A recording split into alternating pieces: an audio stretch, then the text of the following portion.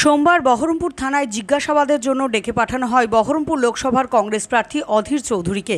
উল্লেখ্য, কয়েকদিন আগে অধীর চৌধুরীর রোষের মুখে পড়তে হয় তৃণমূল কংগ্রেস ও বিজেপিকে বলে অভিযোগ। এদিন থানা থেকে বেরিয়ে এসে অধীর রঞ্জন চৌধুরী বলেন, কেউ যদি সামনে আসে তাকে না সরালে কিভাবে সামনে এগোনো যাবে, সেটা নিয়ে এত বড় জলঘোলা হবে সেটাও আন্দাজ ছিল না। এই প্রসঙ্গে সাংবাদিকদের মুখোমুখি হয়ে আর কি বললেন তিনি, শুনে নেওয়া যাক। এটা সাধারণত মানুষ করে থাকে, যাদের পরিবারের সঙ্গে আমার ওঠা বসা, তাদের পরিবারে কোনো সন্তান যদি এরকম করে, সেটা শকিং। যখন মানুষের শকিং হয় তখন সেটা রিয়াকশন হয়। আমার জানা নাই তা করতে গিয়ে একবারে মানে তিলকে তাল করে এখানকার পুলিশ আমার বিরুদ্ধে শুধু কেস করা নয়, আমাকে ডেকে পাঠাচ্ছে থানায় হাজিরা দেওয়ার জন্য। এত বড় অন্যায় করে ফেলেছি আমি, থানায় হাজিরা দিয়ে তার ব্যাখ্যা দিতে হবে।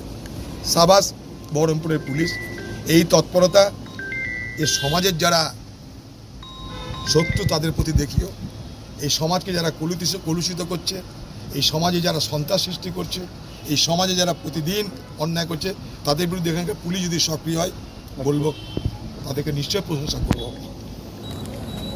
যখন রাস্তাটা অবরোধ করে তখন আমাদের যারা চেনা জানা লোক যারা দূরে প্রচার করছিল, যেমন মিউনিসিপ্যালিটির কাউন্সিলর, বিরোধী দলের নেতা হিরু হালদার, কানাই রায় আরেকজন আমাদের কাউন্সিলর, তাদের নামে কেস দিয়েছে। কিন্তু কানাই রায় সেখানে ছিলই না। ছিল না মানে কানাই রায় ছিলই না সেখানটায়, না আগে না পরে, না সামনে না পিছনে, কখনো ছিল না সেখানটা। সে বাড়িতে ছিল, তার নামেও কেস। হিরু হালদার যে আমাদের বিরোধী দলের নেতা, যে আমাদের সঙ্গে প্রচার করছিল, সে ঘটনা শুনে যেমন আসে তেমন দেখতে এসেছিল। তার জন্য আমাকে থানায় ডেকে পাঠিয়ে কৈফিয়ত দিতে হলো। দিলাম, আমার কোনো আপত্তি নাই। I am a law abiding person, আমি আইন মেনে চলা লোক। আমি চাইবো সকলের জন্য আইন সমানভাবে প্রয়োগ হোক, এটাই আমার দাবি। আরেকটা হাসপাতালে, সেখানটায় আমার লোকসভা এলাকার সাম্প্রদায়িক উত্তেজনার কারণে সংঘর্ষ, সেই সংঘর্ষে কিছু মানুষ আহত হয়ে ভর্তি হয়েছে, এই খবর আমার কাছে এসে পৌঁছায়।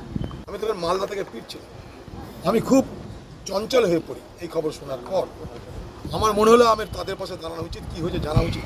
তখন 11টা 11:15 বাজে, আমি সোজা মালদা থেকে হাসপাতালের মধ্যে প্রবেশ করেছি, তাদের অবস্থা কথা বিবেচনা করে তাদের সঙ্গে সাক্ষাৎ করতেছি।